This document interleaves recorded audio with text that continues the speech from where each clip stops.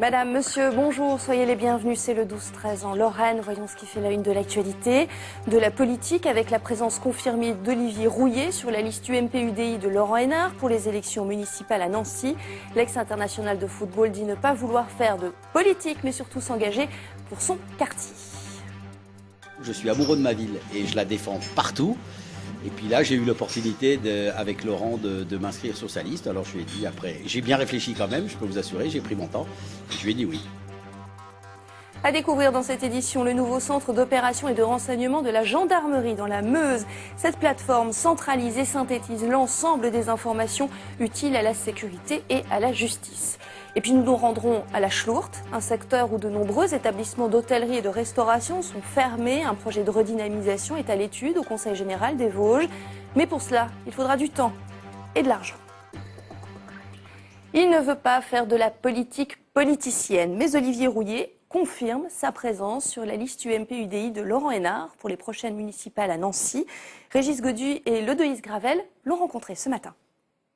La rouille, comme on le surnomme affectueusement à Nancy et dans le milieu du sport, part en campagne. À 58 ans, il a choisi de s'engager aux côtés de Laurent Hénart pour les municipales, pour faire bouger les choses.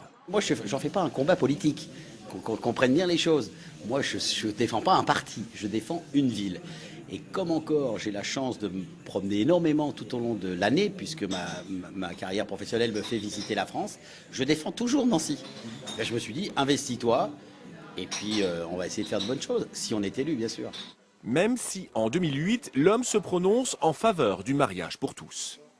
Ma réflexion, elle a été plus grande lorsqu'il y a eu le débat du mariage pour tous. Quand j'ai entendu, mais vraiment, les horreurs qui ont été dites de gens de Nancy, et ça m'a révolté. Et je me suis dit, à un moment donné, j'ai dit, bon, c'est pas la peine, j'irai pas, je peux pas travailler avec des gens comme ça.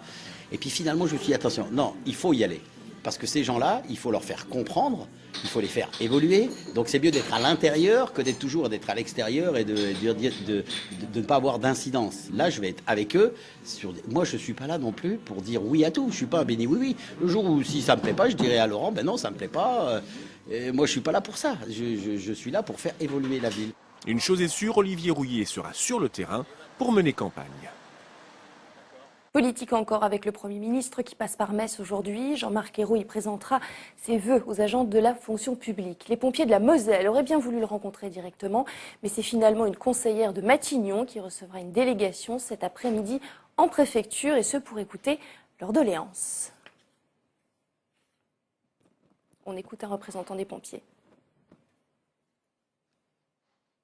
Il y a une déception de ne pas rencontrer en direct Monsieur le Premier ministre, pour la bonne et simple raison qu'à l'époque, il était chef de file de l'opposition parlementaire et il convenait qu'effectivement le dialogue social en place avec le précédent gouvernement n'était pas le meilleur. Alors aujourd'hui, ce qu'on souhaite lui dire, c'est réaborder les points qu'on avait déjà abordés à cette époque, c'est-à-dire la carrière bloquée des agents et des personnels sapeurs-pompiers professionnels, revoir quel est le statut des pompiers volontaires. C'est le souhait du ministre de l'Intérieur, doter les forces de l'ordre d'outils avancés pour le renseignement et la justice. C'est chose faite à Bar-le-Duc avec le nouveau centre d'opération et de renseignement de la gendarmerie, une plateforme qui centralise, synthétise et recoupe toutes les informations reçues. Les détails avec Jean Baudin et Jacques Garniche.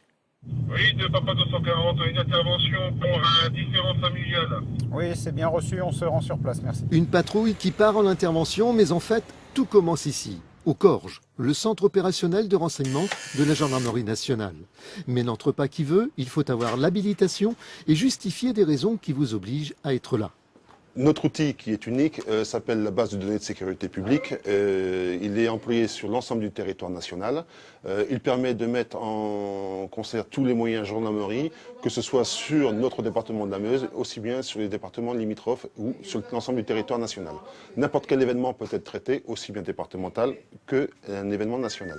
Une plateforme et une machine hyper sophistiquée qui fonctionne 24 heures sur 24. Lorsqu'elle est alimentée de toutes les données possibles, elle devient un auxiliaire de justice qui peut être redoutable. Capable de proposer des synthèses ou bien un scénario possible d'intervention, la machine opère en réseau, en interactivité. Je prends quelques renseignements, madame. Calmez-vous, s'il vous plaît. Je vous dépêche une patrouille sur les lieux très rapidement. Souvent, on arrive à calmer les gens, mais des fois, ce n'est pas facile. C'est de la rapidité qu'il faut et de la compréhension.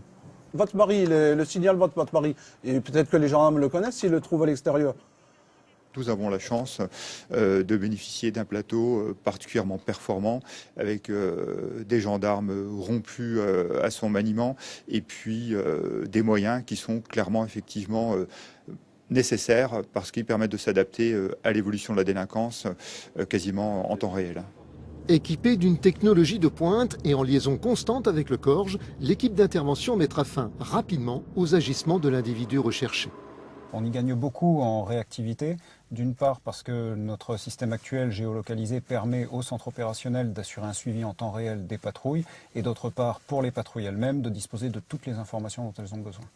Papa 240 de patrouille Ligny, c'est une fin d'intervention pour nous à Tronville-en-Barrois. Direction Thionville, à présent, 8% de la population doit être recensée dans le cadre de la mise à jour des statistiques de l'INSEE. Cette campagne doit durer 5 semaines. Rencontre avec l'un des 10 agents dépêchés sur le terrain.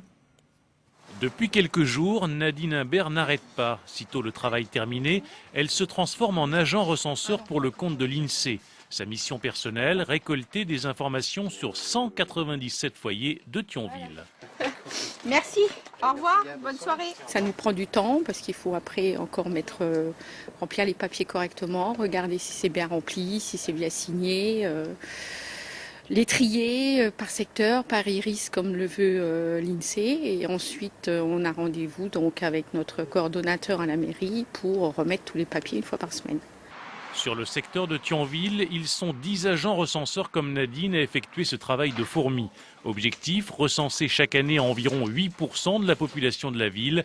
Et bien souvent, les agents recenseurs aident les habitants à remplir les formulaires, ce qui fait gagner du temps à tout le monde. Il est presque plus facile pour nous de les remplir avec les personnes que de les remplir tout seuls. Donc on fait en sorte au maximum de les remplir avec eux.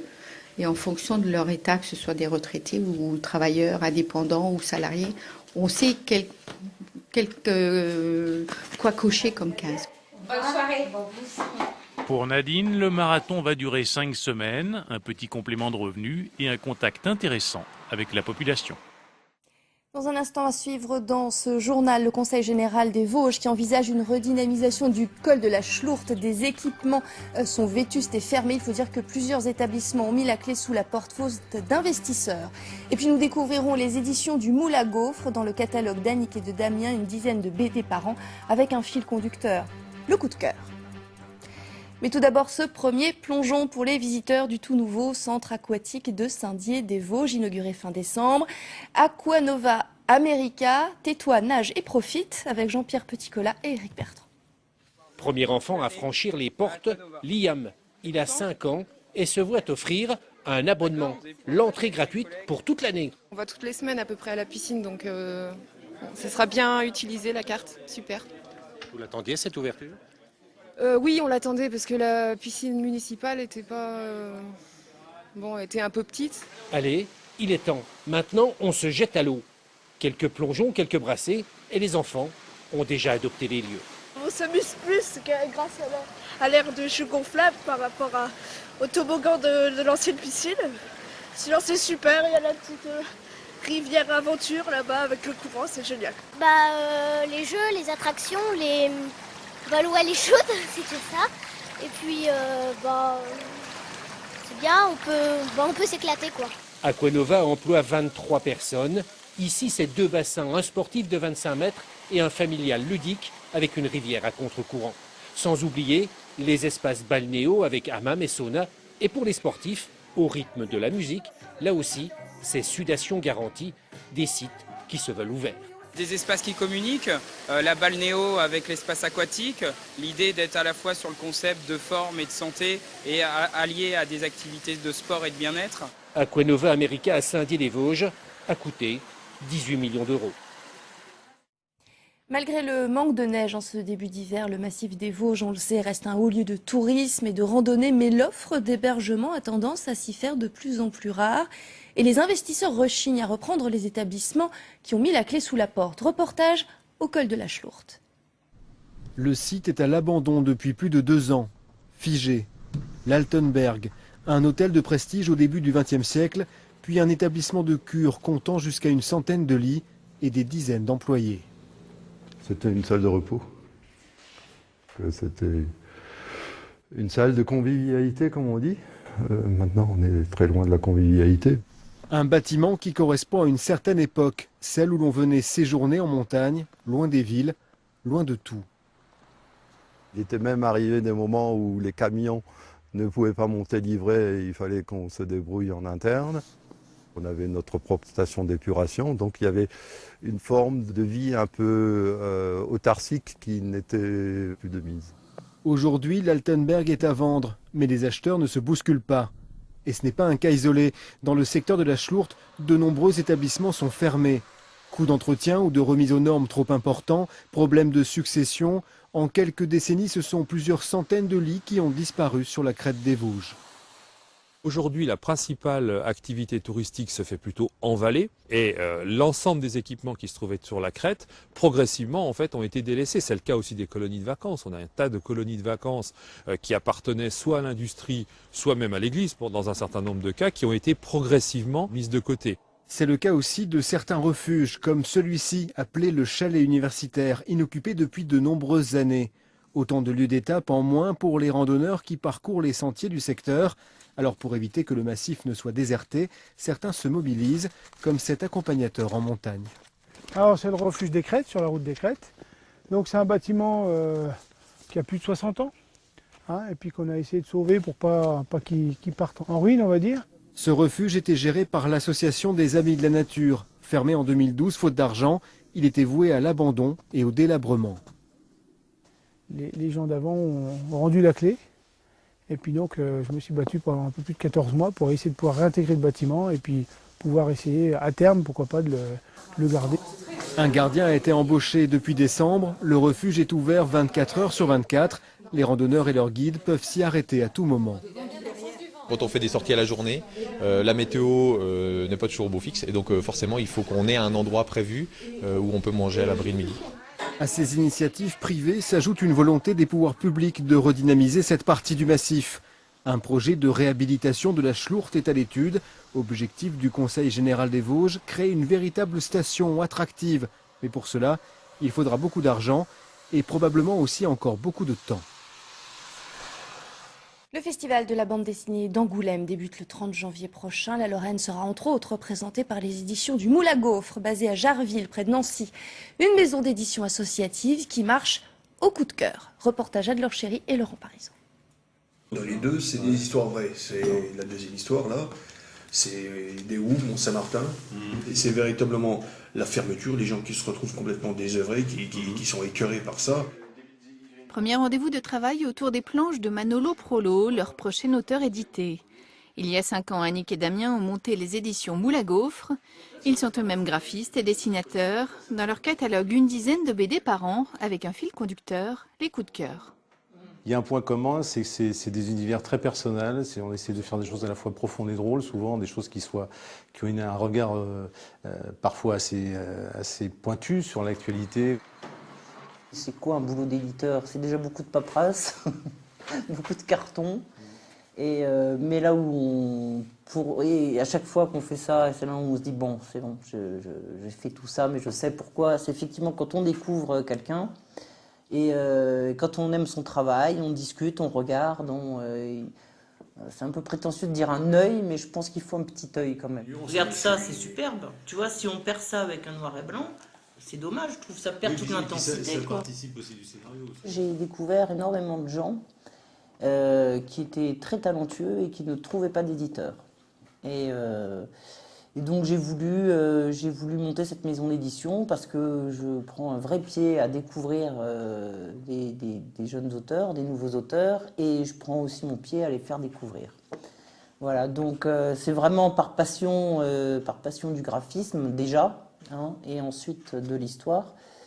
Et puis parce que je pense aussi que la bande dessinée, c'est quelque chose d'assez moderne, d'assez récent comme art, et qu'il y a encore plein de choses à pouvoir explorer à l'intérieur. Le coup de cœur, c'est effectivement le graphisme, parce que le graphisme va nous intéresser, mais c'est aussi le sujet. Ce qu'on recherche, c'est de la profondeur dans ce qu'on va défendre. Il faut être capable de se dire, quand on choisit quelqu'un, est-ce que je pourrais le défendre sur un salon? Manolo Prolo, thionvillois à la révolte au bout du crayon, travaille sur une histoire vraie, celle d'ouvriers dont l'équipe est révolutionnaire va mal tourner. Au début, c'était pas forcément du social. Je faisais de la bande dessinée parce que, une vingtaine d'années, j'ai compris que c'était par ce média-là que je pouvais m'exprimer, que j'avais à m'exprimer. Ça me tenait là. Tintin et tout ça, bon, c'est pas mon truc. Ça, c'est raconter des histoires, faire des ellipses, non. Et puis, au-delà même de la dimension sociale, c'est les gens qui m'intéressent. Mon père, maintenant, il est retraité, mais il était mineur de fond. Et forcément, tout petit, j'entendais parler de la mine. Bon, bah, forcément, un jour ou l'autre, ça vous revient en pleine tronche. Hein. Parmi les autres projets des éditions Moule à Gaufre, une collection érotique devrait bientôt voir le jour. Format 69 pages. C'est la fin de ce journal. Notez que Danny Boone sera l'invité de Mathieu Morel ce soir dans le 19-20 à l'occasion de sa tournée promotionnelle en Lorraine pour son film Superchondriac. Encore un mot aussi pour vous remercier car vous êtes de plus en plus nombreux à nous suivre sur les réseaux sociaux et sur notre site internet. Merci de votre fidélité. Belle journée à tous et à demain.